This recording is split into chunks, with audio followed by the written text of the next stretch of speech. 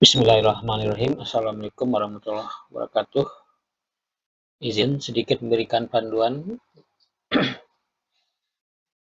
bagaimana mengentrikan RPS melalui Siakat.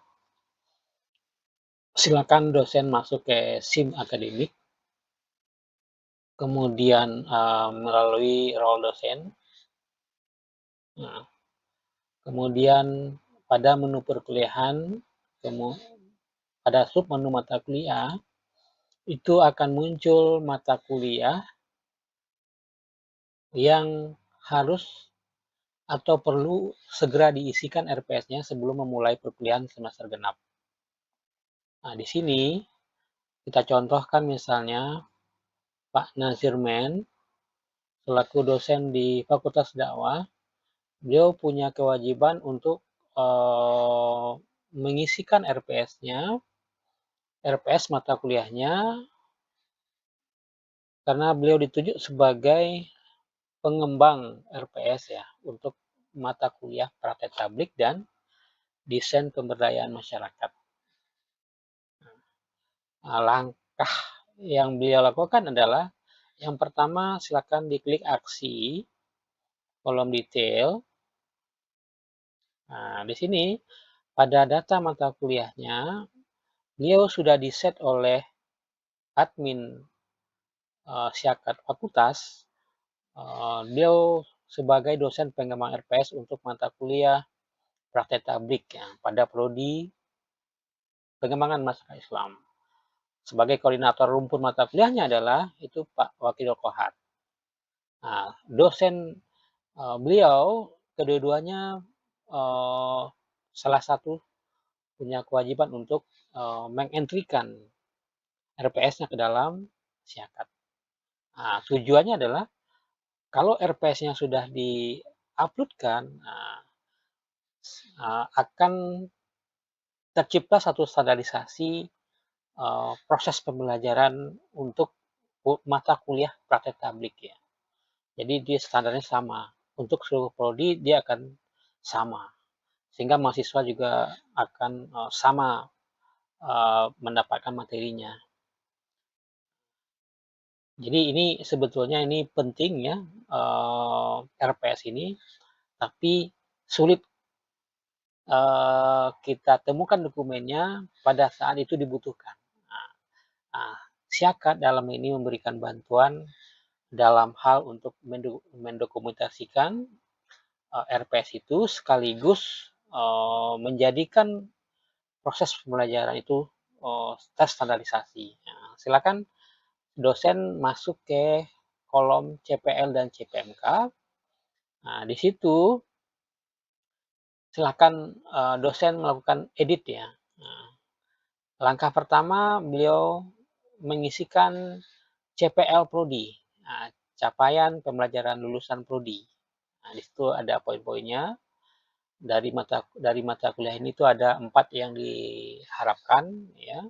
Kemudian CPMK-nya, capaian pembelajaran mata kuliahnya itu ada 4 poin juga.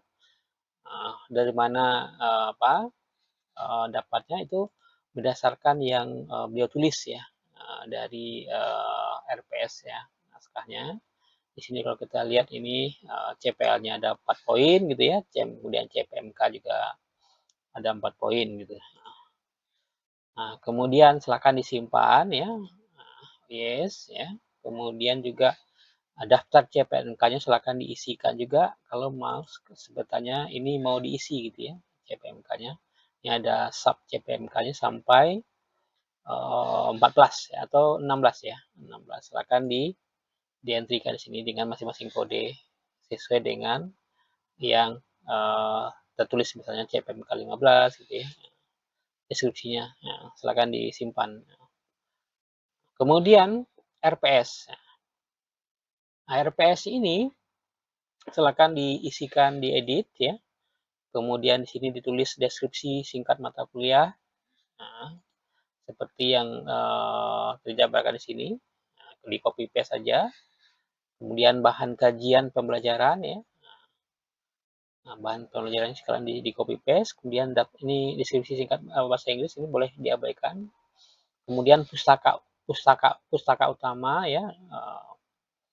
Nah, kemudian ini pustaka pendukung kalau sekiranya ada, kemudian media perangkat lunak, kemudian media perangkat keras, pendukung untuk pembelajaran ya, kemudian tanggal penyusunan, kemudian dokumen RPS tadi silakan diuploadkan, nah, disimpan ya. Nah, dengan sendirinya kalau sudah disimpan berarti sudah terdapat. Nah, kemudian tahap berikutnya adalah rincian RPS. Rincian RPS. Nah, cara yang termudah sebetulnya untuk mengisikan rincian ini, ya, rincian-rincian RPS ini, cukup dengan menguploadkan Excel.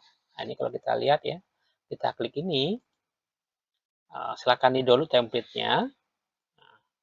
Nah, nanti dengan sendirinya nanti template-nya nanti akan muncul ya. Silakan nanti diketikkan saja, di copy paste saja masing-masing uraian ini. Ya, misalnya uraian 2 ini.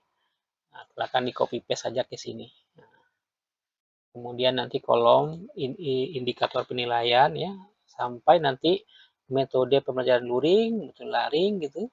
Kemudian materi pembelajarannya, bobot penilaiannya, silakan diisikan saja sampai pertemuan 16. Di copy paste saja. Nah, kalau sudah silakan nanti di-upload ya. Dengan sendirinya nanti dia akan muncul di sini listnya. Atau boleh juga dengan tambah satu-satu. Sebanyak 16 kali pertemuan gitu ya. Nah, kemudian pada rencana evaluasi, nah, silakan diedit ya. Ini indikator evaluasi penilaiannya. Ini apakah berbasis aktivasi partisipatif itu, kemudian hasil proyek, kemudian ada kognitif atau pengetahuan di sini. Contohnya misalnya di set ya, aktivasi partisipatif itu 15%, tugas 15%, kemudian ujian tengah semester 30%, ujian akhir 40%, total 100% ya. Nah, disimpan. Nah, dengan sendirinya nanti kalau sudah di set gitu ya, rincian RPS nanti bisa kita print out ya. Bisa kita cetak, nanti hasilnya seperti ini. Nah, kita set, sehingga nanti akan menghasilkan dokumen RPS-nya seperti ini, sebanyak dokumen standar ya, 16 kali pertemuan. Nah, dan ini kalau sudah tersimpan, terdokumentasikan, ini akan memperkaya borang akreditasi kita, terutama dalam menghadapi borang institusi yang akan kita hadapi. Assalamualaikum warahmatullahi wabarakatuh.